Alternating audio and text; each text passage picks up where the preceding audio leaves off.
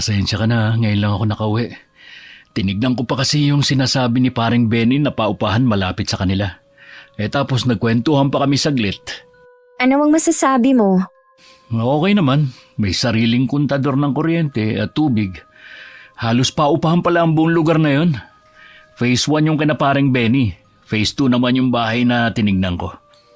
Nasa dulo na nga lang yung bahay. Malayo sa labasan. Magkano naman ang upa? 3,000. Wala nga lang kwarto pero tiles naman kaya malinis tignan. Anong desisyon mo? Okay naman. Halos dikit-dikit nga lang yung mga bahay. Sabi ni paring Benny, iba-iba na nga lang daw mga taong nakatira doon. Pero wala naman daw siya nababalitaan na gulo doon sa lugar. Di kunin na natin, baka maunahan pa tayo ng iba. Marami pa naman naghahanap ngayon ng paupahan. Bukas pupunta ulit ako pagkagaling ko sa trabaho. Minsan nahuhusgahan agad natin ng isang tao base sa kung ano ang kanyang panlabas na itsura at dahil sa sinasabi ng ibang tao.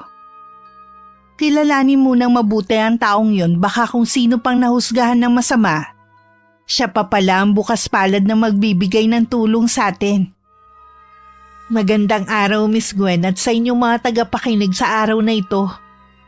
Tawagin niyo na lang ako sa pangalang Nora. Nasa 30 taon na sa kasalukuyan at meron ng sariling pamilya. Tubong Mindoro kami ng asawa ko.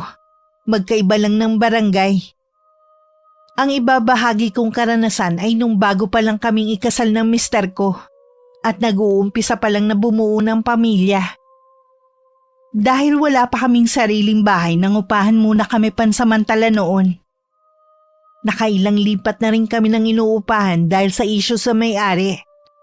O di kaya sa mismong bahay na tinitirhan namin.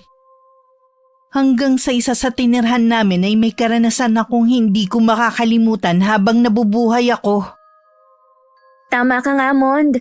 Mas maaliwalas dito kaysa sa dati nating tinitirhan.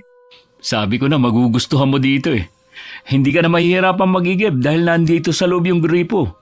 Sana mababait ang mga kapitbahay natin. Sabi nga ni paring Benny, halos lahat ng mga nandito umuupa lang. Puro nagtatrabaho sa factory. Ibig sabihin, halos wala ding tao sa mga kapitbahay natin. Ganun na nga. Ay, sana magtagal na tayo sa bahay na to. Nakakapagod na rin kasi magpalipat-lipat eh. Tingin ko naman magtatagal na tayo sa bahay na to. Maupo ka na lang muna dyan. Ako na lang ang bahala sa mga gamit natin. Lagyan na lang natin ng division para may kwarto tayo. Oo nga, para kapag bukas ang pinto hindi tayo kita dito sa loob. Yung bahay ba sa tapat natin paupahan din? Ang laki kasi Parang hindi. Ang alam ko 2 matanda nakatira dyan at bihira lang daw dalawin ng mga anak. Yun ang sabi ni paring Benny ha. Hayun nga yung 2 matanda. Lumabas ng bahay yung babae at yung lalaki naman sa may bintana. Oo nga, sobrang tanda na pala ng itsura nila. Kapag naayos na natin ang mga gamit, pwede naman tayong lumabas para tignan ang paligid. Sige, dito siguro pwede akong maglakad-lakad sa umaga. Sabi nga nila mabuti sa buntisan nakakapaglakad at naaarawan. Alam ko naman yun, kaya lang hindi ako makapaglakad sa dati nating tinitirhan dahil sa mga kapitbahay natin. Kalimutan mo na sila. Hindi mo na naman sila makikita ulit Sandali pa akong dumungaw sa labas ng bintana. Magaan ang pakiramdam ko sa bago naming nilipatan. Alam ko magiging maayos na ang buhay namin dito. Nang tumalikod ako tsaka naman tumingin sa direksyon namin ng 2 matanda na nakatira sa tapat ng apartment. 1 linggo na kami sa bago naming tinitirhan. Nakagamayan na rin namin ang pagtira doon. Kabisado ko na kung saan ang bilihan ng mga lutong ulam at malaking grocery sa lugar. At maging ang health center. Kailangan ko kasing regular na magpa-check up dahil 3 buwan na akong buntis. Isa lang sa napansin ko sa mga nakatira doon, madalang may tumambay sa labas ng bahay. At yung nakatira sa tapat namin, laging nakatingin sa akin. Ayos ka lang ba, Ineng? Opo, medyo nahilo lang po ako. Saan ka ba nakatira? Parang ngayon lang kita nakita sa lugar namin . Bago lang po kami dito. Diyan lang po kami umuupa sa apartment na kulay asul ang pintura. Oo. Si Tess ang nagmamay-ari ng apartment na yun. Yun lang ang bahay ko, sa likuran ng inuupahan ninyo. Mabuti pa hatid na kita sa inyo. Nakakahiya naman po, maaabala ko pa kayo. Wala yun. Ako nga pala si Mira. Anong pangalan mo? Ako po si Nora. May kasama ka ba sa inyo? Ako lang po ang mag-isa. Mamaya pa po ang uwi ng asawa ko. Siguro bagong kasal lang kayo, no? At tama po kayo. Ang bata mo naman nag-asawa. Ilang taong ka na ba, Ineng? 25 na po ako. Akala ko wala ka pang 20 dahil baby face at maliit ka lang na babae. Marami nga po ang nagsasabi na para akong bata. Nandito na pala tayo sa bahay. Tuloy muna kayo. Tsaka na lang siguro. Nandyan lang naman ang bahay ko Sa ibang pagkakataon na lang kita dadalawin ha. Kapag may kailangan ka, itinuro ko naman sa iyo ang bahay ko. Puntahan mo lang ako ha. Sige po, maraming salamat po ulit. Siya nga pala. Kapag mag-isa ka lang magsara ka ng pinto. Huwag mo hahayaan na hindi nakalak. Alam mo naman ang panahon ngayon masyado ng delikado. Tinanaw ko pa ang paglalakad palayo ni Aling Mira hanggang lumiko siya. Akma na sana akong papasok sa bahay nang mapatingin ako sa tapat namin. Naroon na matandang babae. May hawak na walis habang matiim ang pagkakatitig sa akin. Matipid akong umitay at saka pumasok na sa loob. Gaya ng bilid ni Aling Mira, naglak ako ng pinto. Mabuti naman may nakilala ka na agad sa mga taga rito. Mukhang mabait si Aling Mira. Hindi ko nga lang pala naitanong kung taga rito ba sila o umuupa lang din katulad natin. Di ba sabi naman niya dadalaw siya sa ibang pagkakataon? Di tsaka mo itanong, yung nasa tapat ba natin? Nakipag-usap na sa'yo? Ay, sa tingin ko, hindi pala kaibigan ng dalawang matanda sa tapat natin. Ilang beses ko na silang binati at nginitian. Hindi naman nila ako pinapansin. Hayaan mo na lang. Baka talagang ganun lang sila. Lalo na matatanda na. Napansin ko din, wala masyadong nakatambay sa labas. Kahit nga mga bata, wala akong nakikitang naglalaro Wala rin akong nakikita na dumadaan sa tapat natin. Mukhang naiinip ka na. Ang dami mo na kasi napapansin Tuwing wala na kasi akong ginagawa, lagi akong nasa tapat ng bintana kaya nakikita ko. Naisip ko nga, baka sadyang iniiwasan ng mga tao ang kalye na to.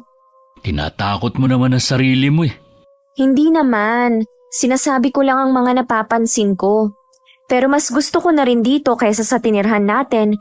Lahat na yata ng klase ng tao nandun na. Dito rin naman. Iba-iba ang taong nakatira. Mas tahimik lang nga dito at walang pakialam ang mga tao. Sa day off ko, pasyal naman tayo ha? Para mabawasan ang pagkainip mo. Huwag na, gagastos lang tayo. Di ba nga nag-iipon tayo? Hindi naman tayo gagastos na malaki. Tsaka minsan lang naman. O sige na nga. Araw yun ng Sabado. Pagkatapos ng almusal namin, tsaka kami lumakad ni Raymond. Paglabas nga namin ng bahay, nasa labas din ng dalawang matanda sa tapat namin. Nakatingin sila sa amin kaya binati namin sila. Pero gaya ng dati, wala silang sagot. Nag-enjoy naman kami sa pamamasyal ng asawa ko at hindi na namalayan ng oras. Gabi na rin kami nakauwi. Habang sakay ng tricycle, nun ko lang napansin na ang papasok sa kalye namin walang ilaw ang poste. Kaya madilim. Paghinto sa inuupahan namin, tsaka naman nagbukas ng ilaw ang bahay sa tapat namin. Halos masilaw nga ako sa liwanag. Kaya nauna na akong pumasok sa loob. Oh, bakit mo hinihilot ang binti mo? Masakit ba? Nangalay lang dahil siguro sa kakalakad natin kanina. Alam mo, may sinabi yung tricycle driver kanina. Ha? Anong sinabi? Pumasok na kasi agad ako Bigla ba namang nagbukas ng ilaw yung sa tapat natin? Bakit daw sa dami ng pwede nating upahan, sa lugar pa daw na ito? Sinabi ba ang dahilan kung bakit? Hindi. Mukhang kinakabahan yung driver Pagkaabot ko nga ng bayad, bigla na lang pinatakbo na mabilis yung tricycle niya. Hindi kaya adik yun? O hindi naman siguro. Baka wala lang magawa kaya sinabi yun. Napansin mo ba? Walang poste banda dito sa atin. Oo nga eh. Kapag nga nakausap mo ulit ang kumpare mo, magtanong-tanong ka tungkol sa lugar na to. Sige, kapag nakita ko siya. Si Raymond na ang naglatag ng higaan namin.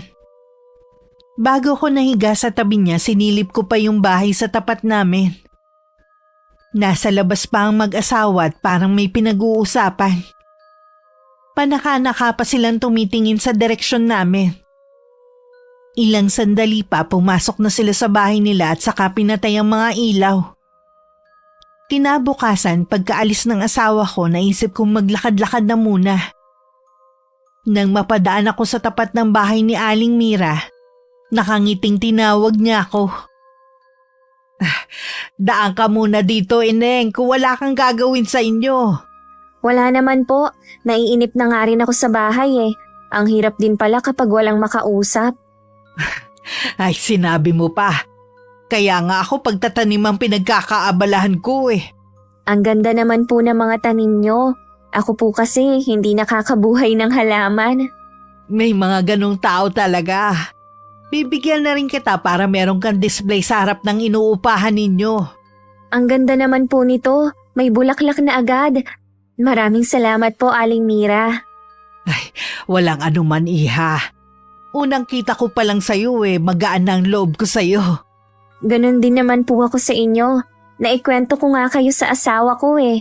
Natutuwa nga siya dahil kahit bago lang kami dito, may kakilala na ako. Basta laging bukas ang bahay ko para sa inyo mag-asawa. Aling Mira, meron po sana akong gustong itanong sa inyo. Eh sige lang, iha. Magtanong ka at sasagutin ko lahat. Natural lang naman na marami kang tanong dahil bago lang kayo rito. Napansin ko po na mula sa kanto papasok dito sa atin walang ilaw ang poste.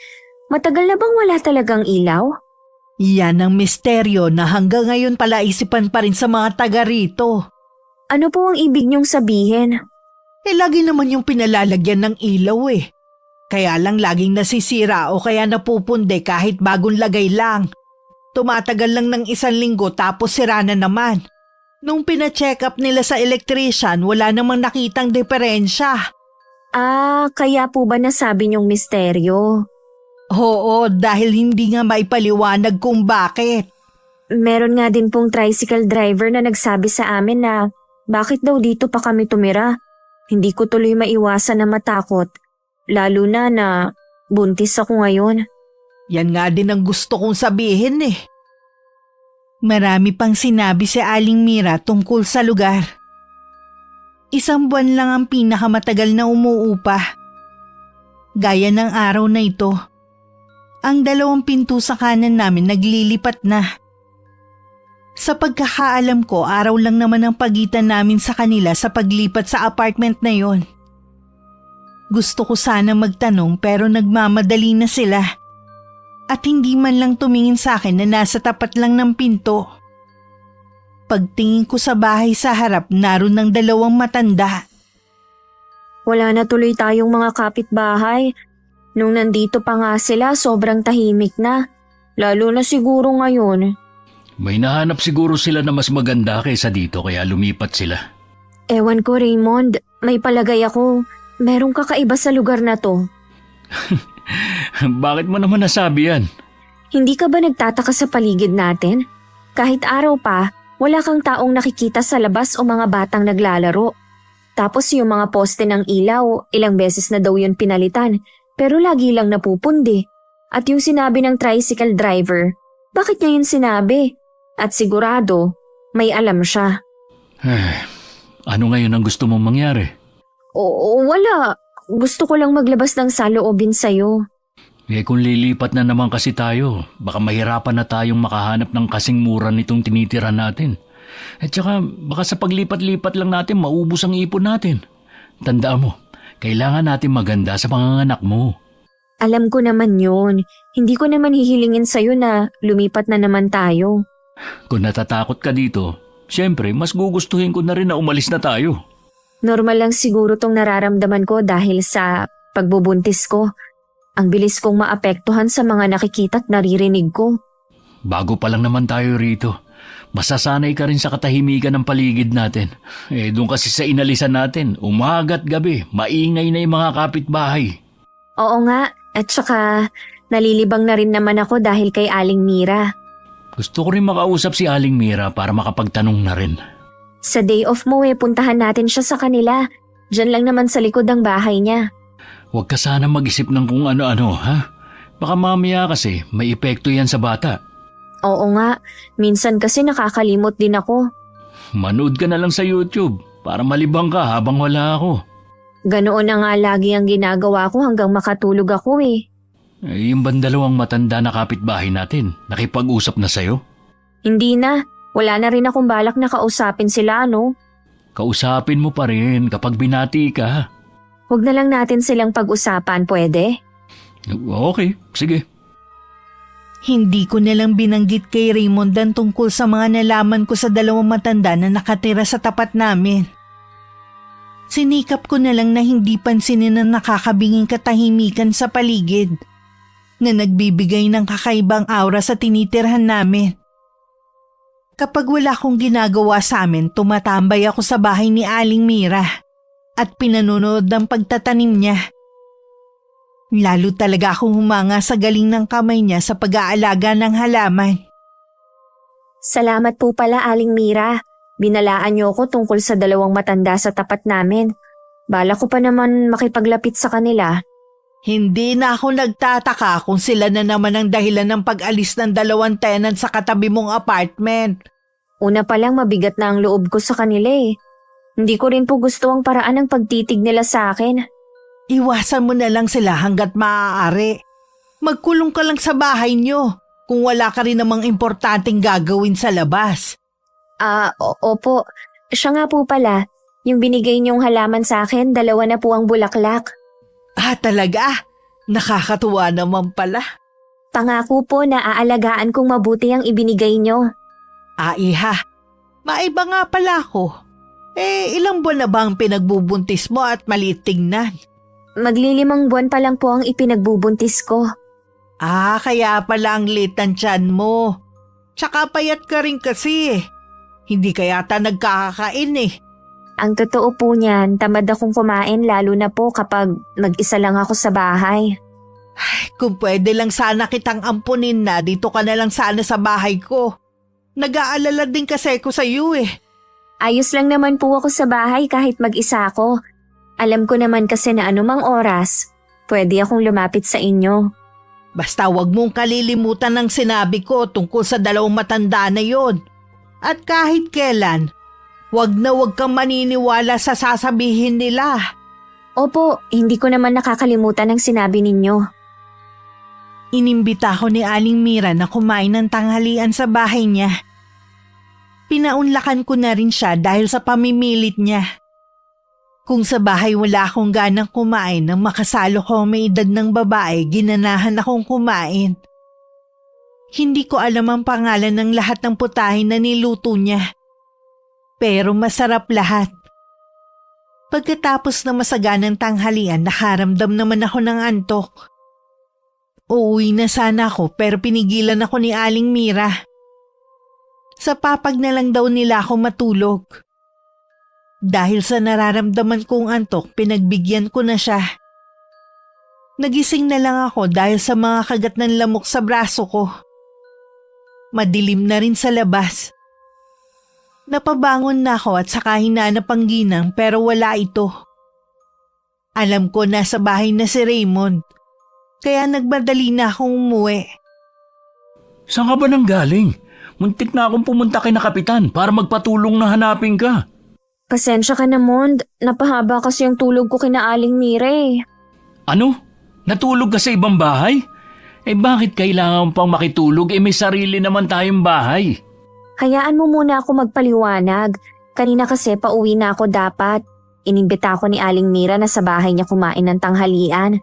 Ang sarap kasi ng mga ulam niya. Kaya naparami ang kain ko. Tapos yun na nga, inantok ako at nakatulog na.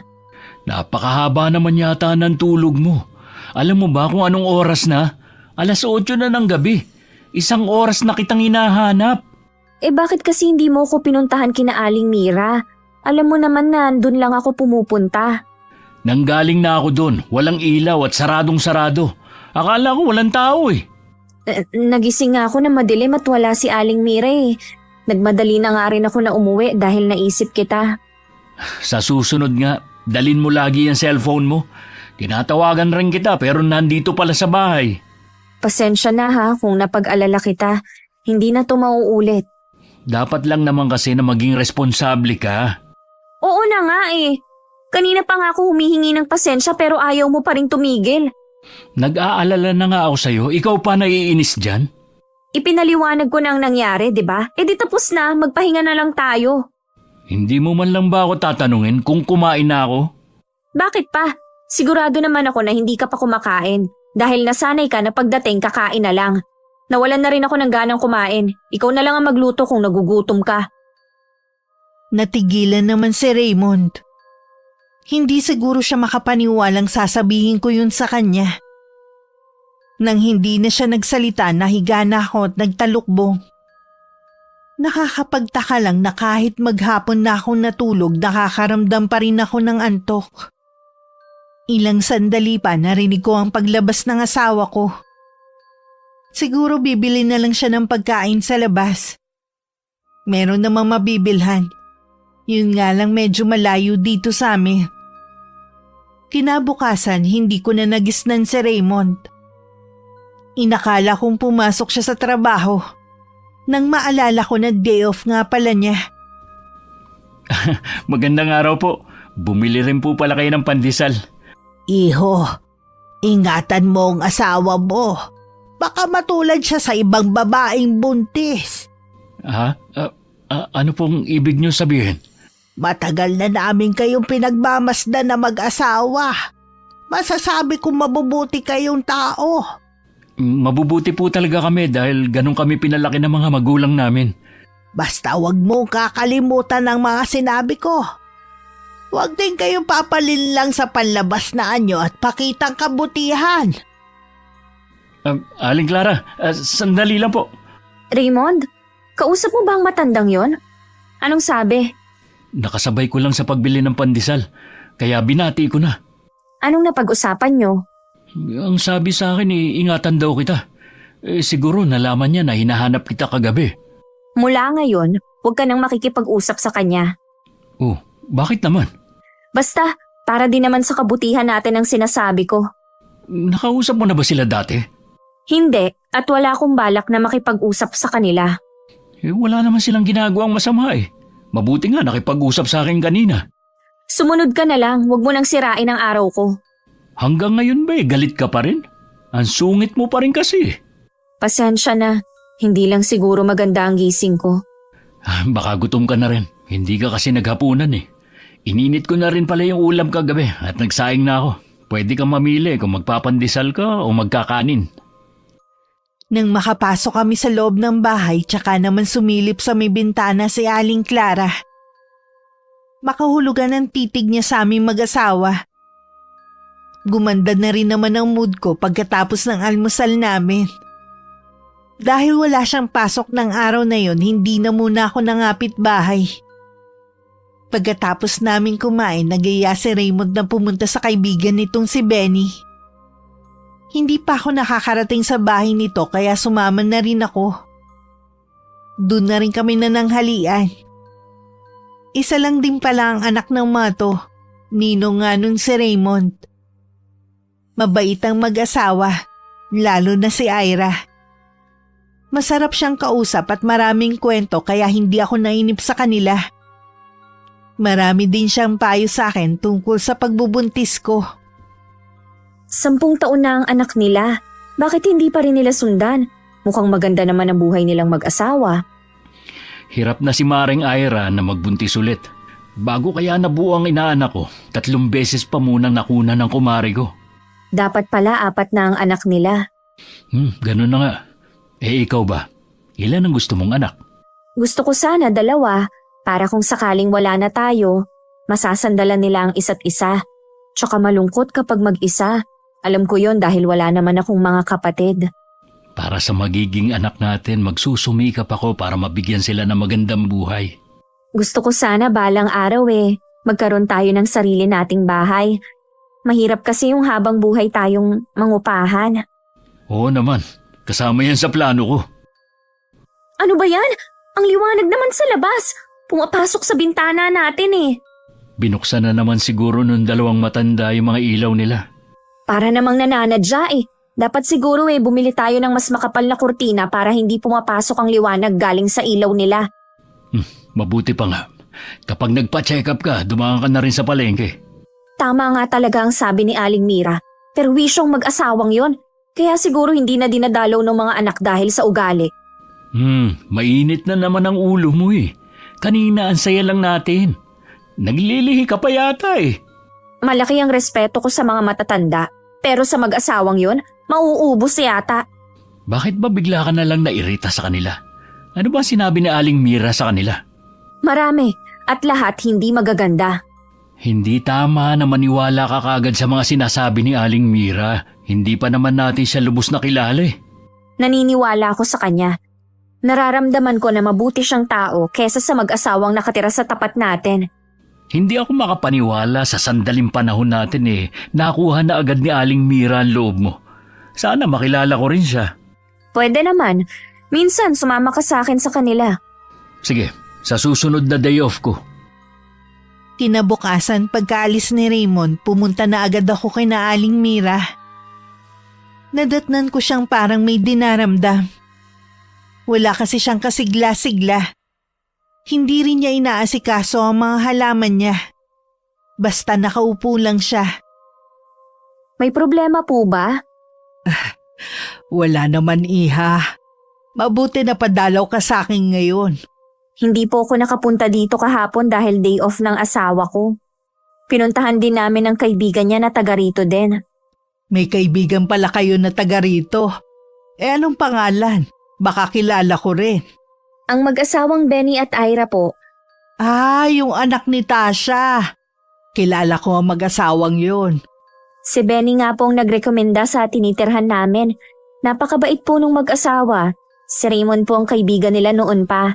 Inaanak ng asawa ko ang nag-iisa nilang anak. Ganun ba? Mabait nga ang mag-asawang yun. Baka po nakakaabala na ako sa inyo. Hindi, iha. Natutuwa nga ako na nandito ka Wala nga lang akong ganang kumilos ngayon para maghalaman. Aling Mira, may parating po dito. Ha? Anong ginagawa nila dito? Kilala niyo po ba sila? Oo, kilala ko sila. Ang mabuti pa umuwi ka na muna sa inyo. Haharapin ko lang sila. Sige po, uuwi na po muna ako sa amin. Parang mag-asawa ang bagong dating. Nang mapatapat sa kanila, bahagya ko pa silang tiningnan. Parang galit ang mga yun at namumutla pa ang babae na nakakapit sa lalaki. Nilingon ko pa si Aling Mira, nakita sa mukha ang galit. Hindi ko tuloy maiwasang magtaka. Nasanay kasi akong laging maaliwala sa mukha niya. Pagdating sa bahay, nagkulong na lang ako. Gusto ko sanang maglinis pero tinatamad naman ako. Naisip ko baka dala yun ang pagbubuntis ko. Ilang araw nang ganun ang pakiramdam ko. Kahit pag-aayos ng higaan, kinatamaran ko na rin. Minsan hindi ko na rin maintindihan ang nangyayari sa akin. Ano ba nangyayari sa'yo, ha? Bakit? Ano bang problema mo? Nagtanong ka pa talaga. Hindi mo ba nakikita ang paligid mo? Ang dumi. Hindi ka naman dating ganyan Kita mo nga na buntis ako. Hindi mo man lang ako maintindihan. Lagi naman kitang iniintindi. Pero sobra na tong ginagawa mo Kung hindi mo matiis ang kalat, edi ikaw na lang maglinis. Alam mo naman na may trabaho ako Gusto ko rin magpahinga pag day off ko. Tapos gusto mong ako pang gumawa dito sa bahay? Para ka kasing babae, putak ng putak. Lagi ka nalang galit kapag uuwi. Sino naman kasi hindi magagalit? Tuwing uuwi ako, daratnan kong makalat ang bahay. Nagagawa mo naman maglinis dati. Bakit ngayon hindi na? Tama na nga. Pagod ka na nga pero may gana ka pang magalit. Baka dahil sa'yo malasin ang bahay na to. Pasalamat ka, buntis ka, dahil kung hindi. Kung hindi, ano? Anong gagawin mo? Sasaktan mo ko, ha? Sige, saktan mo ko! Bahala ka nga! Hoy! Saan ka pupunta? Bumalik ka dito! Napakaduwag mo talaga. Mas gusto mo pang umalis kaysa pag-usapan ng problema natin. Tuwing meron kaming hindi na pagkakasunduan ng asawa ko, si Aling Mira lang ang takbuhan ko. Para ako nagkaroon ng pangalawang ina sa katauhan niya. Pinapakalma naman niya ang kalooban ko at binibigyan ng payo na akala ko para sa kabutihan ko. Pero hindi ko namamalayan na ang mga sinasabi niya nagiging dahilan para mas lalo pa kami mag-away na mag-asawa. Bakit ngayon ka lang umuwi? Nag-overtime ako sa trabaho eh. Hindi mo man lang inisip na buntis ako at walang kasama dito? Kesa naman umuwi ako na maaga. Tapos darating ako na makalat ang bahay. Tapos wala pang pagkain akong dadatnan. Nagdadahilan ka lang yata eh. Baka naman may babae ka na sa trabaho mo. Pwede ba, Nora? Pagod ako at gusto ko na magpahinga. Kita mo na? Umiiwas ka. Hindi ako umiiwas. Palibasa kasi maghapong ka lang rito. Hindi mo ramdam ang pagod ko sa maghapong trabaho. Sinusumbatan mo ba ako, ha? Alam mo, nagdadalang tao ako. Paano ako makakapagtrabaho, ha? Hindi ko naman sinabi na magtrabaho ka. Pero kahit man lang sana dito sa bahay, kumilos ka. Nakakawalang gana naman kasing umuwi dito, lalo na pag ganito ang madadatnan mo. Kumuha ka sana ng kasambahay kung gusto mong laging malinis ang bahay na to. Kita mo yung mga sinasabi mo. Magtapat ka na lang kasi na kaya hindi ka umuwi ng maaga dahil may babae ka sa trabaho mo. Ano bang utak meron ka, ha? Huwag mo ako niloloko, Raymond. Baka iwan kita at hindi mo na makita ang anak natin. Huwag mo akong tinatakot, ha? Akala mo naman kaya mo na sarili mo.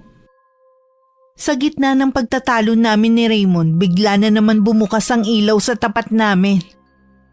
Hindi pa ako nakakabili ng makapal na kortina. Kaya tumatago sa may bintana namin ang liwanag nun. Talagang nananadya ang mga yun, ah. Hayaan mo na lang. Mabuti nga may ilaw sila sa labas eh. Anong hayaan? Namimihasa na ang mga yun eh. Hindi porke tayong umuupa, lagi na lang tayong makikisama. Baka naingayan sila sa pagtatalo natin kaya nagbukas ng ilaw. Wala akong pakialam kung naiingayan man sila sa pagtatalo natin. Nandito naman tayo sa loob ng bahay natin, ah. Uy, saan ka pupunta? Gabi na, bumalik ka nga rito. Nora, ano ba ang gagawin mo? Pagsasabihan ko lang sila. Sinabi nang hayaan mo na lang sila eh. Lumabas nga kayo dyan! Naririnig niyo ba ako? Alam kong gising pa kayo! Nora, ano ba? Nakakahiya yung ginagawa mo. Huwag kang ang makialam. Meron nang nagbubukas ng pinto. Ay, pasensya na po kayo, Aling Clara. Bakit ba ang hilig niyong magbukas ng ilaw? Napakaliwanag oh! Hindi ba kayo nasisilaw? Noon pa naman ginagawa na namin to. Dahil kung napansin mo, wala tayong poste ng ilaw. Ang sabihin niyo, papansin kayo. Masyadong matalas ang dila mo, iha. Mag-iingat ka. Baka yan ang magpahamak sa'yo. Pumasok na tayo sa loob ng bahay, nakakahiya ka na eh. Sila dapat ang mahiya. Nananahimik tayo sa bahay natin. Sila ang perwisyo sa mga kapitbahay. Pasensya na ulit, Aling Clara. Pumasok na po kayo sa bahay niyo. Ako na ang bahala sa asawa ko. Huwag mong hayaan na ikaw ang kontrolin ng asawa mo, iho. Anong sinabi mo? Hayaan mo na. Pumasok na nga si Aling Clara sa bahay nila eh. Nakakabuisit ang matandang yon. Ano ba nangyayari sa'yo, ha? Pati matanda pinapatula mo. Wala ka ng respeto. Hindi pa rin humupa ang galit ko. Lalo pa nga yung tumindi dahil sa kapitbahay namin. Mula rin ng gabing yun, lagi na kami nagtatalo tuwing umuwi siya galing trabaho. Kahit anong sabi kong hindi niya kailangan mag-overtime, hindi ko pa rin siya mapigilan. Dahil si Aling Mira lang ang nakakausap ko, sa kanya lang ako lagi dumadaing. Tama nga ako. May ibang babaeng kinalolokohan ng asawa mo kaya bigla siyang nagbago. Gano'n naman talaga ang lalaking nagloloko eh. Madalas na babae ang hinahanapan nila ng butas para hindi sila mabuko sa ginagawa nila. Ano pong gagawin ko, Aling Mira? Hindi ko po kayang mawala siya. Ang lalaki kasi kapag nabaling na sa iba ang paningin nila, mahirap na ulit makuha ang loob. Lahat po gagawin ko para bumalik ulit sa akin ang asawa ko. Mabuti nga hindi ka pa niya iniiwan eh. Yung iba nakikisama na talaga sa kabit nila. Hindi niya magagawang sumama sa babaeng yun. Oras na malaman ko kung sino ang kabit niya. Umanda sa akin ang babaeng yun. Huwag ka lang magsawa na kumprontahin siya. Aamin din ang asawa mo kapag napagod na sa kakatanggi. Paano po kung umamin nga siya na may ibang babae? Anong gagawin ko? Eh di ireklamo mo sa barangay na magtanda. Parang nakakahiya naman po yun. Baka sabihin naman nila, problemang mag-asawa ay kailangan ko pa bang isumbong sa kanila? O di kaya pumunta ka sa trabaho niya. Hulihin mo siya sa akto.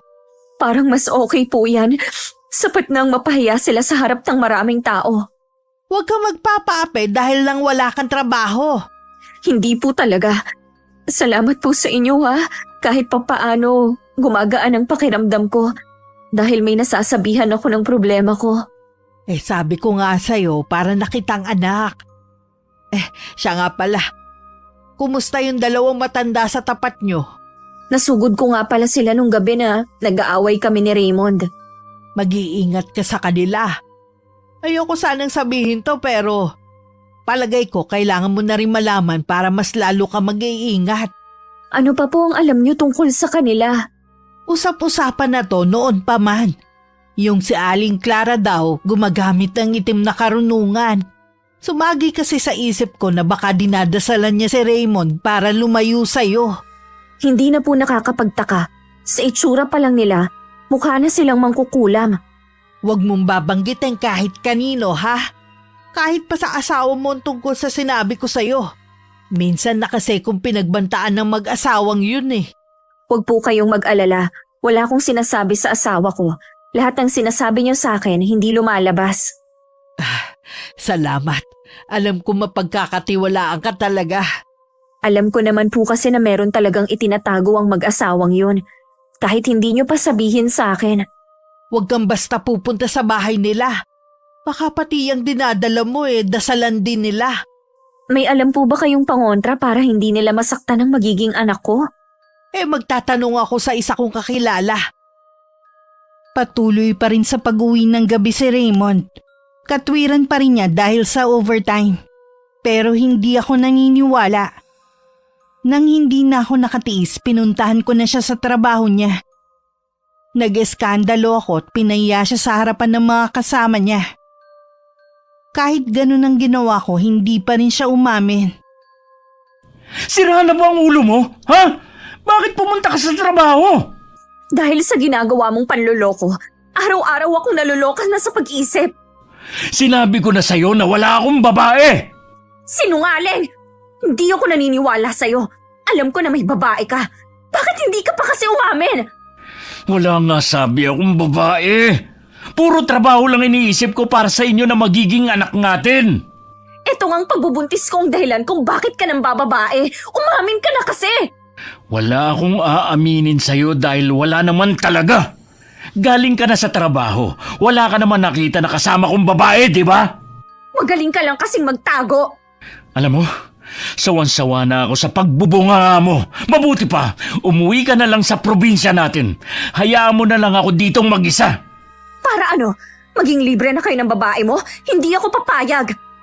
Sobra na kasing ginagawa mo eh. Sa tingin mo kaya, magandang ginawa mong pagpunta sa trabaho ko, ha? Desperada na kasi ako. Sige, para matigil na yung pagdududa mo, mabuti pa umalis na lang ako sa trabaho. Bumalik na lang tayo sa atin. Magtiis tayong magdildil ng asin.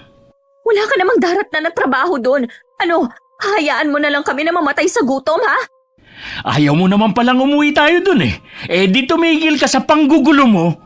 Ikaw ang tumigil sa pambababae mo. Kapag hindi mo pa iniwan ng babaeng yun, ipapatawag na kita sa barangay. Mabuti pa nga para malaman mo na nagsasabi ako ng totoo.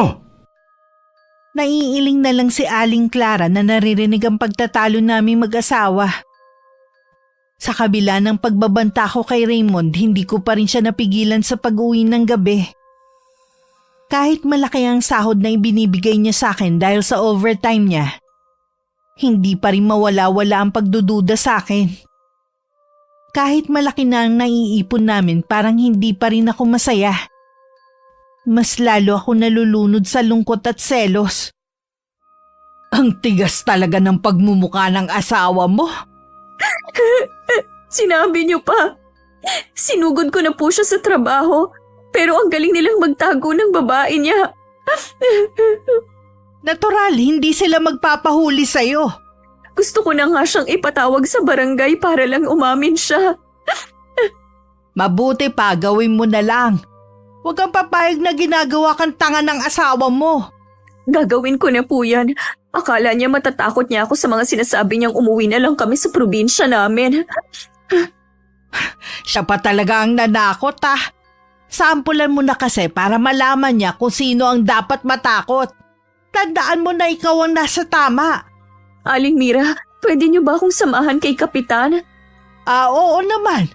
Pero ikaw lang dapat ang makipag-usap. Hindi kasi ako pwedeng makialam Opo, ako naman ang makikipag-usap. Nang araw na yon pumunta ako sa barangay hall para kausapin si Kapitan. Nagkataon namang nandun siya. Sinabi ko ang problema ko sa asawa at sa huli nagdesisyon siyang ipatawag kami pareho. Nang malaman yun ni Raymond, galit na galit siya sa akin. Isang katangahan daw ang ginawa ko. Alam mo bang malaking kaabalahan ang ginawa mo sa akin? Aabsent ako sa trabaho dahil sa ginawa mo. Ayaw mo kasing umamin di sa harapan ni Kapitan tayo mag-usap. Nung una, pilit kitang iniintindi dahil baka lang kasi sa pagbubuntis mo. Pero sa tingin ko, yan na talaga ugali mo. Hindi talaga sa pagbubuntis ko, kundi dahil sa'yo. Hindi mo na ako nirespeto bilang asawa mo. Hindi ka pa nakontento sa akin na gawa mo pa talagang mambabae. Hindi ako sisipot sa barangay. Magsawa ka. Hindi ko bibigyan ng kahihiyan na sarili ko. Sa gagawin mo, para mo na rin sinabi na totoo ang hinala ko sa'yo. Wala na akong pakialam sa kung ano man ang gusto mong sabihin sa akin. Bahala ka na. Hindi ako titigil hanggat hindi ka humaharap sa barangay. Isipin mo, hindi lang akong mapapahiya, pati ikaw sa gagawin mo. At isa pa, pag-aayusin lang naman nila tayo Bakit kailangan pang paabutin doon? Pwede naman tayong mag-usap dito sa bahay. Mas gusto ko doon para maipamukha ko rin sa'yo na hindi mo ako pwedeng gawing tanga. Siguro kung ano-anong sinasabi sa'yo ni Aling Mira. Hindi ka naman kasi dati ganyan Nagmamalasakit lang siya sa akin. Maswerte nga tayo sa pagkakaroon ng mabait na kapitbahay na tulad niya. Mabait ba yun sa'yo? Sinisira niya ang pagsasama natin sa mga sinasabi niya sa'yo? Wala siyang ginagawang masama. Kailangan ko siyang kausapin. Para ano? Aawayin mo yung tao na nag-iisang kakampi ko? Tatanungin ko lang siya kung anong motibo niya. Wala siyang masamang intensyon. Gusto lang niyang tumulong. Kung totoo yan, hindi niya gugustuhin na maghiwalay tayo. Sa ayaw at sa gusto mo, kakausapin ko siya. Pinuntahan nga ni Raymond si Aling Mira pero sarado ang bahay nito. Wala naman siya mapagtanungan ng mga kapitbahay dahil sarado ang mga bahay nila. Maliban sa may kalayuan na rin sa tinitirhan nito. Hindi rin sumipot si Raymond nang ipatawag siya. Sa pangatlong pagpapatawag, napilitan na lang siyang pumunta. Dahil sa trabaho din na lang imbitasyon galing kay Kapitan. Pagdating nga doon, itinanggi niya ang mga paratang ko at mahinahon siya nagpaliwanag. Pinagkasundo lang kaming dalawa. Pero mula nun, naging malamig na ang pakikitungo sa akin ng asawa ko. Madalang na lang niya akong kausapin. Aling Clara, ginulat niyo naman ako sa pagsulpot niyo rito sa bahay ko. Masarap ba sa pakiramdam na nakakasira ka ng pagsasama ng mag-asawa, ha? Hindi ko kayo maintindihan. Huwag ka lang tumanggi pa. Dahil sa panunulsol mo kay Nora, nagkakagulo sila mag-asawa ngayon. Naglalabas lang naman ng saloobin si Nora sa akin Nakikinig lang naman ako sa kanya. Kung wala ka masamang motibo, sana tama ang pinayo mo kay Nora. Puro kabutihan niya po ang sinasabi ko sa kanya. Hindi ko na problema kung ayaw niya makinig sa akin. Tigilan mo na ang ginagawa mo. Baka pagsisihan mo yan balang araw. Hindi niyo na ako matatakot pa. Matanda na kayo at mahina. Yan ang akala mo. Huwag mo sabihing hindi kita binalaan. Dahil sa ginagawa sa aking pambabaliwala ni Raymond na baling sa online sugal ang atensyon ko. Si Aling Mira din ang nag-udyok sa akin na magsugal para makalimutan ko ang ginagawa sa akin ng asawa ko. Ang ginamit ko doon yung ipon namin para sana sa panganganak ko. Nagbabaka sakali din kasi ko na baka madoble o matriple yun.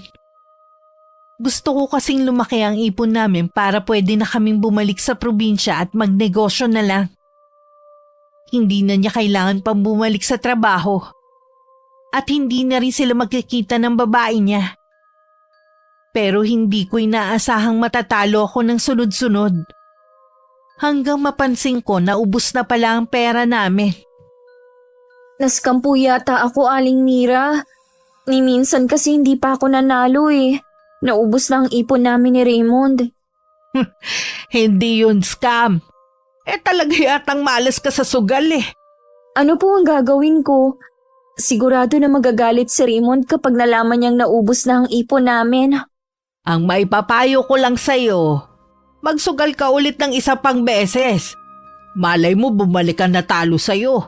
O di kaya mas dumoble pa. Wala na po akong perang hawak. Paano pa po ako tataya? Di ba malapit na ang sahod ng asawa mo? Gamitin mo ang pera na yun. Kapag natalo pa po ako, wala nang matitira sa amin. Yun lang ang tanging paraan na naiisip ko para mabawi mo lahat ng perang naipatalo mo. Kapag bumalik at mas malaki pa ang pera na yun, siguradong matutuwa ang asawa mo. Makakapagnegosyo na kayo sa inyo gaya ng plano mo. Tama po kayo. Nararamdaman ko naman na mananalo na ako sa pagkakataong ito. Ganyan dapat. Laging positibong mag-isip. Nung sumahod si Raymond, lahat ng perang ibinigay niya itinaya ko. Pero ganun na lang ang panlulumo ko nung matalo ako ulit. Nakaramdam din ako ng takot. Wala na rin kasi kaming bigas at sa isang araw na rin ang bayaran ng bahay. Bigla ko rin naalalang hindi pa pala ako nakakabayad ng ilaw at tubig namin. Agad akong pumunta ka na Aling Mira pero wala siya sa bahay nila. Ilang sandali pa ako naghintay baka sakaling may pinuntahan lang at pabalik na rin. Pero hanggang sa mainip ako at umuwi na lang. Sa mga oras na yun, takot na nangingibabaw sa akin kung paano ko haharapin ang galit ni Raymond. Oh, bakit walang ilaw? Ngayon lang ba nag-brownout? Naputulan tayo kanina. Ha? Paano nangyari yun? Di ba nasa iyo yung pambayad? Nakalimutan ko kasing magbayad eh. Huwag mo sabihin pati tubig nakalimutan mo rin. Oo eh. Pambihira ka naman talaga oh. Alam mo, importante ang mga yun eh. Ako na lang magbabayad bukas. Bigay mo na lang yung pera. Idadaan ko bago ako pumasok sa trabaho. Ano nga palang ulam? Hindi pa ako nakakapagluto. Ha? Bakit hindi ka nagluto? Naubusan na rin ba tayo ng gas? Wala na kasi tayong bigas at wala rin akong perang pambili ng ulam natin. Ha? Ano ka mo? Di ba kabibigay ko lang sa'yo na sahod ko? Naubos agad eh. Wala na rin tayong pambayad ng renta ng bahay. Yung ipon natin? Naubos na rin yun. Paanong naubos? Alam mo, nagpapakahirap ako sa trabaho para makapag-ipon para sa panganganak mo. Anong ginawa mo sa pera?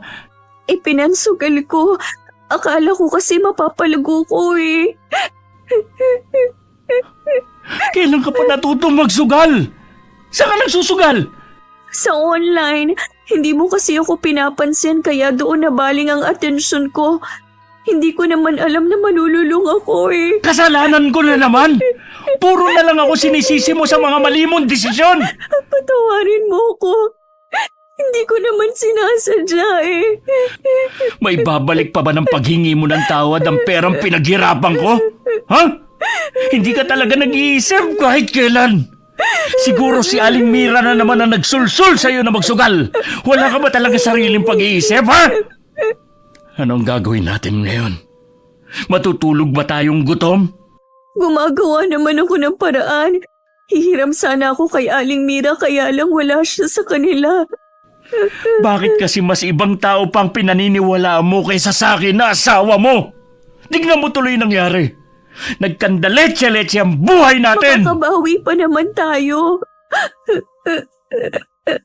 Paano tayo agad makakabawi? 2 buwan na lang manganganak ka na.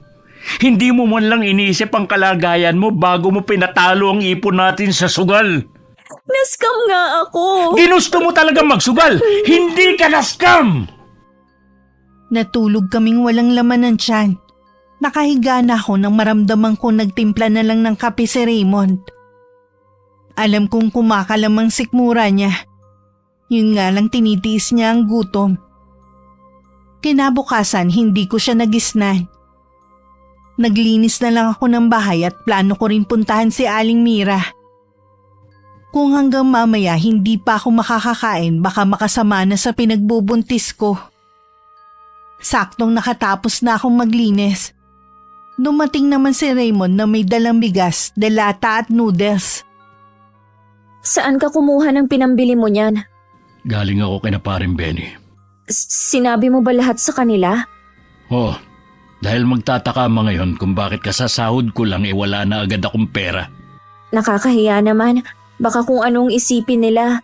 Imbis na protektahan mo ko, pinasama mo pa ako sa mga kaibigan mo. Kailangan ko rin na mapagsasabihan dahil parang sasabog na ako. Hindi mo man lang inisip ang kahihiyan natin. Ngayon ka pa nahiya. Samantalang nung pinabarangay mo ko, hindi mo man lang inisip ang kahihiyan ko, ang nararamdaman ko. Alam mo naman ang dahilan ko kung bakit ko yun ginawa. Napatunayan mo ba kung may babae ako? Di ba hindi naman? Magtatrabaho ako para maibalik yung pera natin. Hindi ka na naman nag-iisip. Alam mong buntis ka at malapit na manganak tapos sasabihin mo magtatrabaho ka? Eh anong gusto mong gawin ko? Wala kang gagawin. Mula pa naman noon, hindi ka na nakakatulong sa akin eh. Ang alam mo lang, magreklamo sa mga kapitbahay natin. Inaamin ko naman ang mga pagkakamali ko. Hindi mo kailangang ipamukha sa akin na wala akong silbi. Mula ngayon, hindi ka na hahawak ng pera ko. Ano? Naging asawa mo pa ako kung hindi mo naman sa akin pahahawakin ang pera mo. Wala na akong tiwala sa'yo. Baka kung saan mo padalin. Hindi na nga ako magsusugal ulit. Natuto na ako sa pagkakamali ko. Wala akong nagawa sa desisyon na yun ng asawa ko. Kasalanan ko naman talaga. Alam kong nahihirapan din siya kung saan kukuha ng pera na pambayad ng upa. Sa lahat ng pinagdadaanan ko, si Aling Mira pa rin ang nagiging sandalan ko. Buo pa rin ang tiwala ko sa kanya. Pasensya ka na kung wala akong may tutulong sa'yo, ha? Hindi naman lingid sa'yo na umaasa lang ako sa mga anak ko eh. Dito ka na lang kumain. Dun man lang makatulong ako sa'yo. Naiintindihan ko naman po kayo. Sa totoo lang duda ako sa desisyon ng asawa mo na hindi ka napahawakin ng pera. Baka ginamit lang niyan dahilan yun parang kabit na niya ang humawak ng sahod niya. Nagugulahan na po ako, Aling Mira. Huwag kang pumayag, lalo na mga anak ka na. Isa pa nga po yan sa inaalala ko. Plano kasi namin sa ospital ako manganak para hindi ako mahirapan. Naubos na po ang ipon namin. Hindi ka dapat binibigyan ng alalahanin ng asawa mo. Pero ano tong ginagawa niya? Binibigyan ka niya ng sama ng loob. Siya nga ang dahilan kung bakit ka nalulung sa sugal eh. Sa tingin ko po, lalo nang lumalayo yung loob sa akin ni Raymond, baka dahil lang sa magiging anak namin kaya hindi pa niya ako iniiwan. Para hindi ka agrabyado, kunin mo sa kanya ang sahod niya. Ipagpilitan mo sa kanya ang karapatan mo bilang asawa. Opo, gagawin ko po yan. Ganyan nga. Kailangan maging palaban ka. Huwag kang papayag na maging sunod-sunuran lang sa kanya. Hindi ko rin po maiwasan na sisihin ang sarili ko sa nangyayari. Wala kang kasalanan. Yan ang itanim mo sa isip mo. Walang dapat sisihin kundi si Raymond. Dahil sa mga panunulsol sa akin ni Aling Mira, lalong lumakas ang loob ko para ipilit ang karapatan ko. Kaya nang sumapit ang araw ng sahod ni Raymond, sinabi ko sa kanya na kailangan ko pa rin hawakan ng sahod niya. Pero hindi siya pumayag. Nagkaroon ulit kami ng matinding pagtatalo. Bakit pinipilit mo na ikaw ang humawak ng sahod ko? Para ano? Itaya mo na naman sa online sugal na yan? Karapatan ko bilang asawa mo na hawakan ang sahod mo. Bakit kasi ayaw mo ibigay? Siguro mas gusto mo na yung kabit mong humawak, no? Wala akong kabit! Kahit itanong mo pa kay Maring Ira, magkasama kami sa trabaho. Sa tingin mo kaya hindi yun magsusumbong sa'yo, ha? Magkasama kayo ni Ira? Oo, kaya imposible ang sinasabi mo. Alam mo ba, kilala nila si Aling Mira. Sulsulera daw talaga ang matandang yun. Marami ng sinirang relasyon dahil siguro sa inggit. Hindi yan totoo. Mabait si Aling Mira. Matagal ko ng mga kaibigan sina Ira at Benny. Sa tingin mo kaya magagawa nilang magsinungaling sa akin, ha? Ikaw kasi, utu-utu ka. Pinakitaan ka lang ng kabaitan, naniwala ka naman agad. Hindi naman yan pinag-uusapan natin kundi ang sahod mo na gusto kong ako ang hahawak. Kapag pinagpilitan mo yung gusto mo, iiwan kita. Hindi mo magagawa yan. Paano ang anak natin? Siya na lang ang dahilan ko para hindi ka tuluyang hiwalayan. Kaya kung ako sa'yo, tigilan mo ng pakikinig sa matandang yun. Kung iniisip mo na iiwasan ko si Aling Mira, nagkakamali ka. Siya na lang ang nakikinig sa akin. Kung gano'n mamili ka, ako o ang sulsulerang matandang yun? Bakit kailangan mo akong papiliin pa? Alam mong naiinip ako dito sa bahay at siya lang ang tangi kong nakakausap. Mula nang makilala mo siya, ang laki na ng pinagbago mo. Kaya kailangan mong mamili.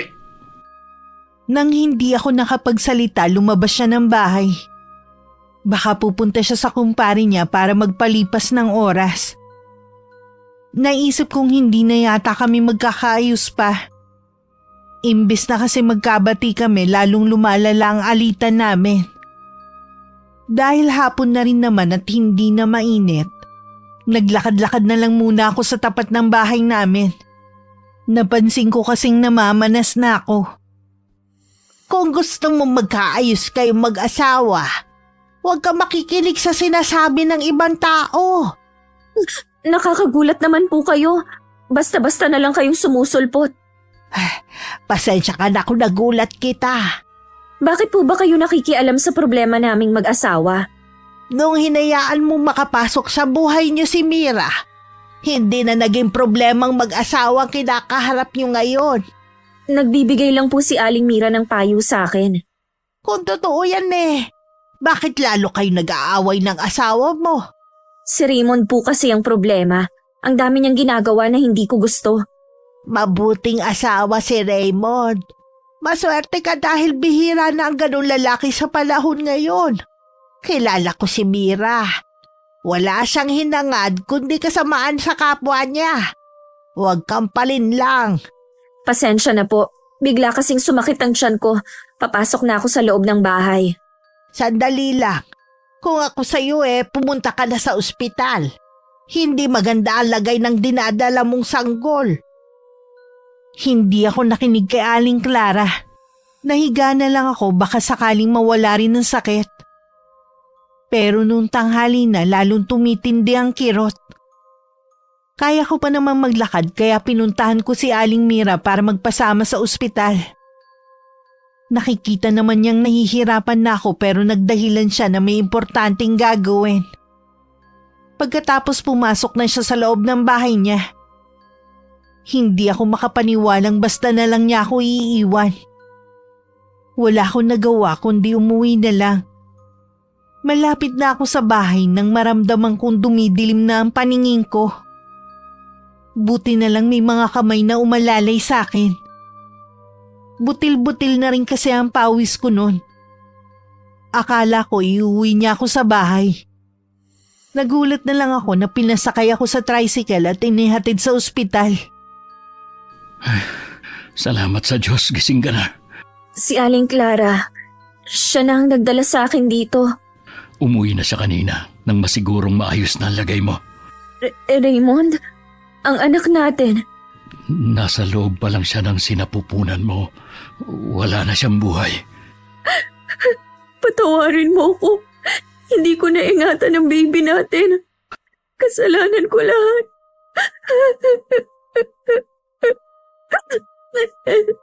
Tumahan ka na. Makakasama sa iyo ang pag-iyak. Hindi ka ba nagagalit sa akin? Walang dahilan para magalit ako sa iyo. Tama ka nga sa sinabi mo kay Aling Mira. Hindi man lang niya ako tinulungan kanina. Para bang iniiwasan niya ako? Parang alam na ni Aling Clara mangyayari. Kaya nagbabala na siya na ingatan kita. Hindi ko lang kasi sineryoso ang sinabi niya. Malaki ang utang na loob ko kay Aling Clara. Sa kabila ng mga nagawa kong kasalanan sa kanya, siya pa talagang nagmalasakit sa akin. May pagkakataon ka pa naman para bumawi sa kanya. Maging mabait ka na sa kanilang mag-asawa. Oo, magiging mabait na ako sa kanila. Hihingi din ako ng tawad sa inasal ko sa kanila noon. 2 araw pa kami sa ospital. Sinabi rin ni Raymond na dinala ni Aling Clara ang sanggol nung umuwi ito. Ang matanda na lang daw ang bahalang maglibing. Pagdating sa inuupahan namin, nakaramdam na naman ako ng matinding lungkot dahil sa pagkawala ng anak namin. Nang masiguro namang pwede na akong iwan, pumasok na sa trabaho si Raymond. Kayo po pala, Aling Clara. Kumusta ka na? Dinalhan nga pala kita ng bulalo. Ayos na po ako. Salamat po sa dala ninyo. Nag-abala pa talaga kayo. Wala yun, iha. Mainam yan para makahigop ka ng sabaw. Salamat din po pala sa pagdadala ninyo sa akin sa ospital. Hindi ko po sukat akalain na kayo pa ang tutulong sa akin. Papunta ka pa lang kay Mira, sinundan na kita. Alam ko naman kasing hindi ka niya tutulungan eh. Oo nga po. Hindi nga po ako makapaniwala. Kahit nakikita na niyang nahihirapan na ako, pinagsarhan pa rin niya ako ng pinto. Ingatan mo ang sarili mo, ha? Mas matindi pa sa panganganak ang nangyari sa'yo. Baka mabinat ka. Opo, tatandaan ko po ang sinabi ninyo. Huwag ka na ulit papalinlang kay Mira. Kahit magtanong ka sa mga taga rito, siya talaga ang iniiwasan ng mga taga rito. At hindi kami mag-asawa.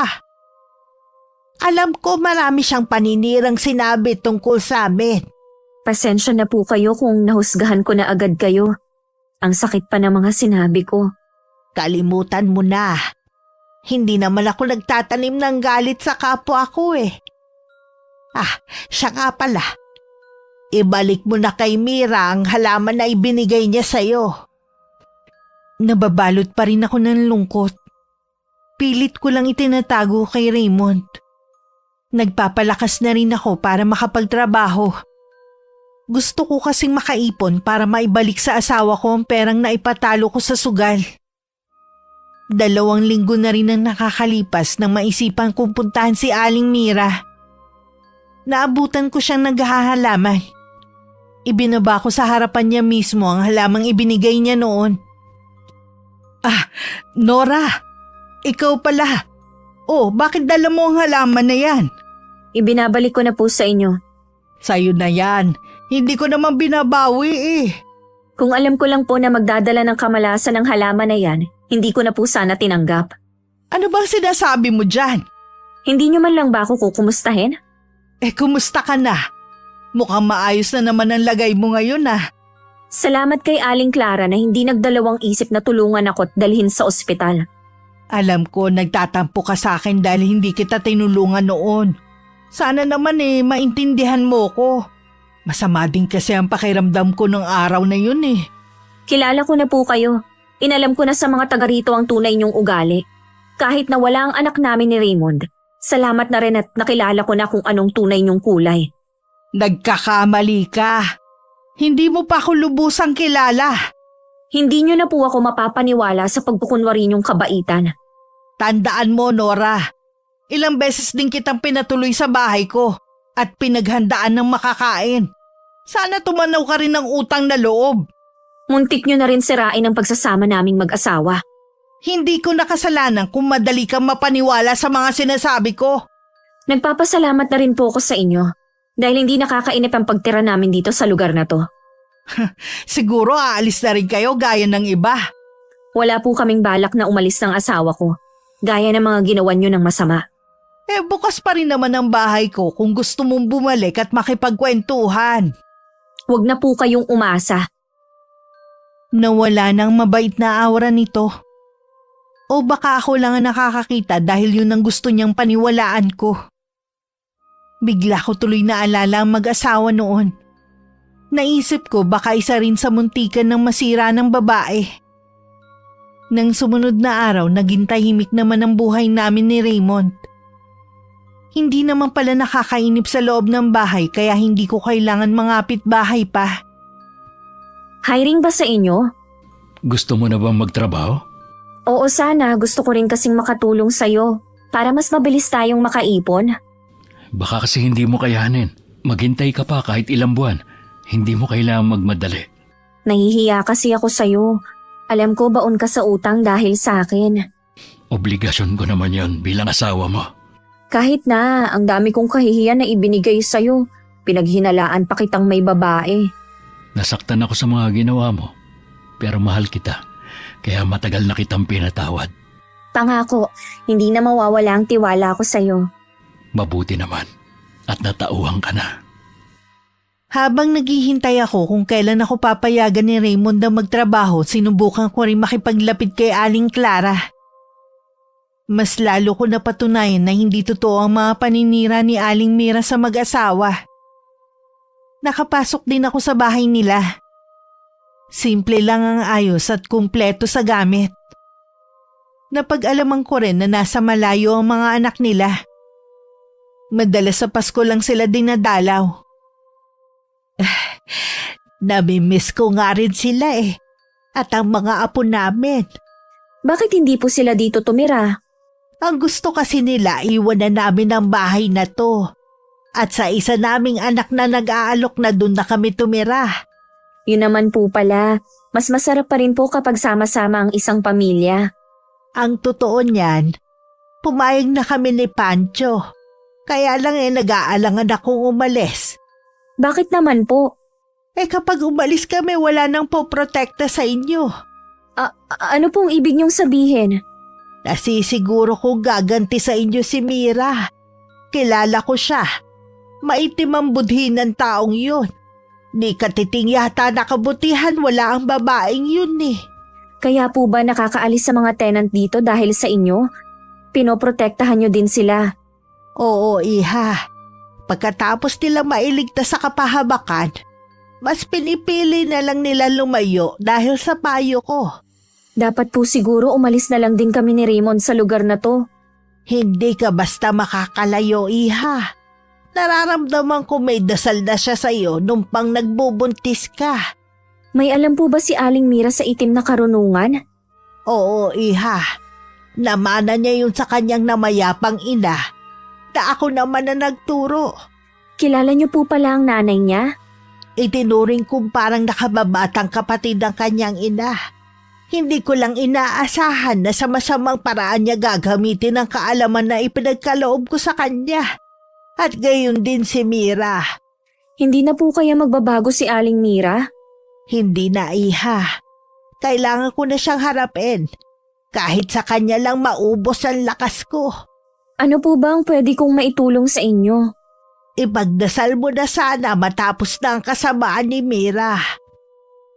Hindi ko maiwasan makaramdam ng lungkot at pag-aalala para kay Aling Clara. Hindi na bago sa amin ni Raymond ang tungkol sa mga taong may kaalaman sa karunungang itim.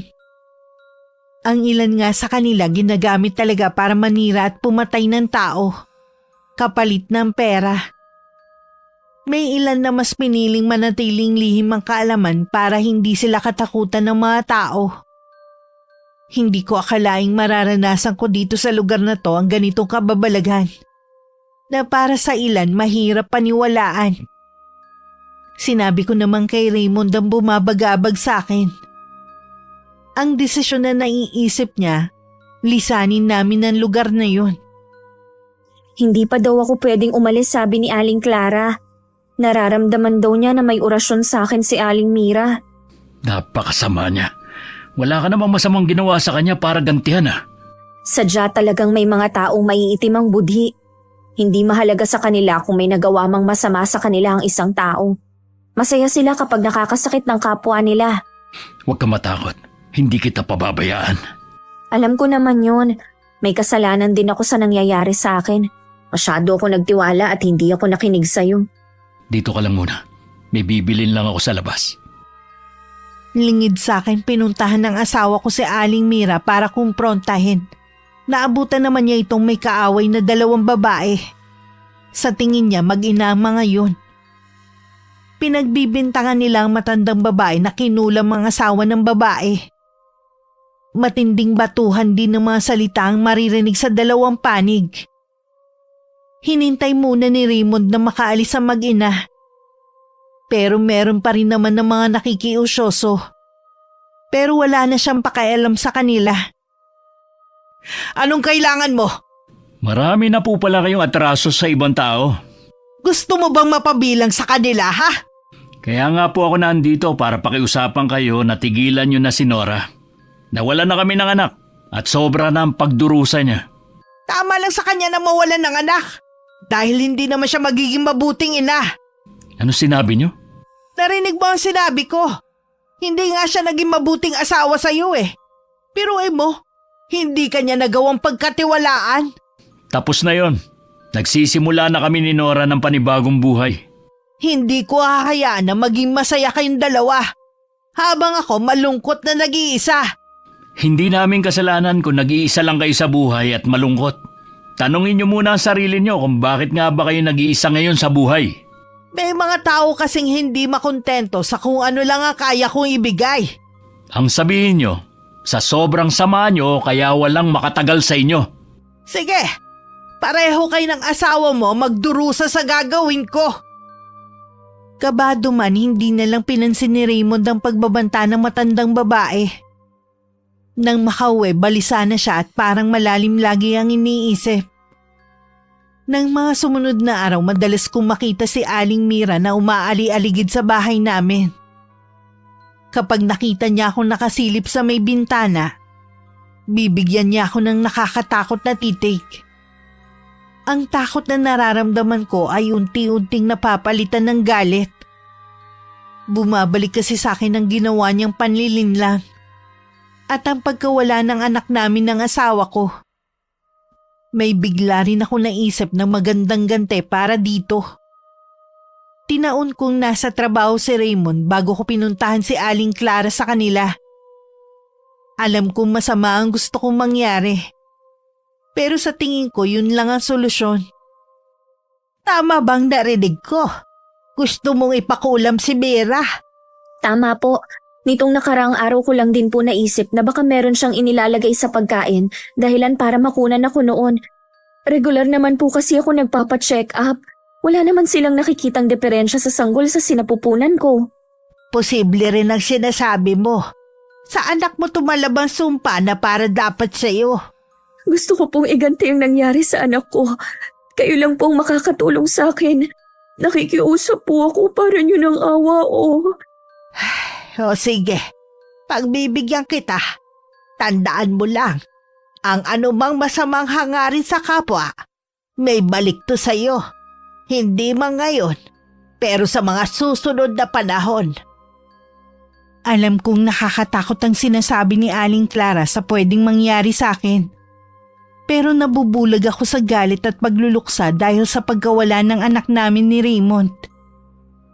Bago ko umuwi, nangako si Aling Clara na gagawin na nito ang matagal na dapat niyang ginawa. Nung gabing yun, binuksan na naman ni Aling Clara ang lahat ng ilaw nila sa labas ng kanilang bahay. Kung dati naiinis ako, ngayon hindi na. Tumatambay pa nga ako sa labas para tingnan lang ang mga ilaw. Mabuti nagbukas sila ulit ng ilaw. Ang dilim naman talaga sa parting to eh. Oo nga. Tsaka baka sa susunod na mga araw Hindi na magbubukas ng ilaw ang mag-asawa. Ibinebenta na kasi ang bahay na yan at sa anak na nila sila titira. Malulungkot ako kapag umalis na sila. Sa edad din kasi nilang yon, tama lang nakasama na nila ang mga anak nila. Lalo na si Ma'am Pancho na mahigit 80 na. Konting panahon na lang ang natitira sa kanila.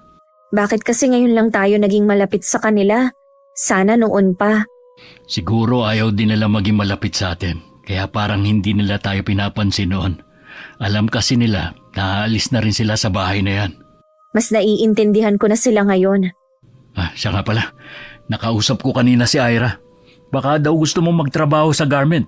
Mas madali daw ang trabaho dun. Oo ba? Kapag nandito kasi ako sa bahay, lalo lang akong nag-iisip.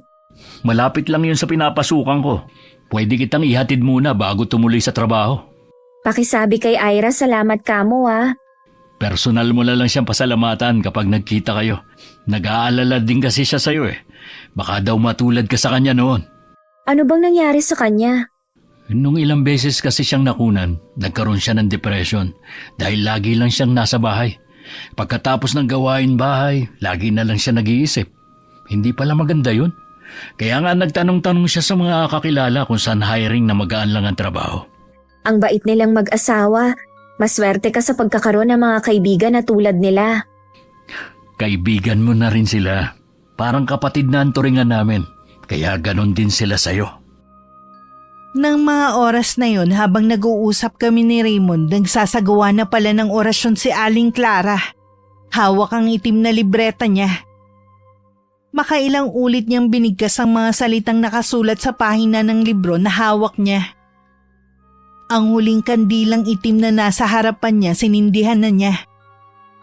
Imbis na itim din ang mga patak nito, kasing tingkad yun ng kulay ng dugo. Sa bahay ni Aling Mira, hindi naman siya mapakali. Kanina pa siya pinagpapawisan ng malamig. Halos mabasa na nga ang suot niyang damit. Hindi rin siya makalabas ng bahay dahil tuwing tatangkain niya, merong lumilitaw na apoy sa harapan niya. Sumpain ka, Aling Clara!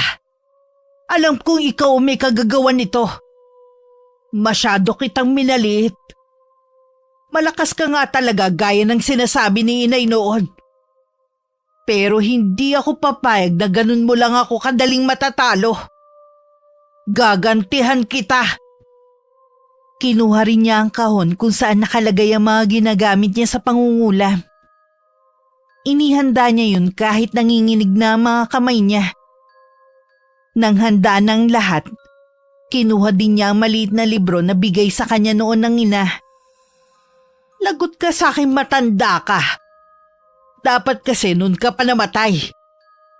Pagkatapos ko sa'yo, isusunod ko naman si Nora at ang asawa niya.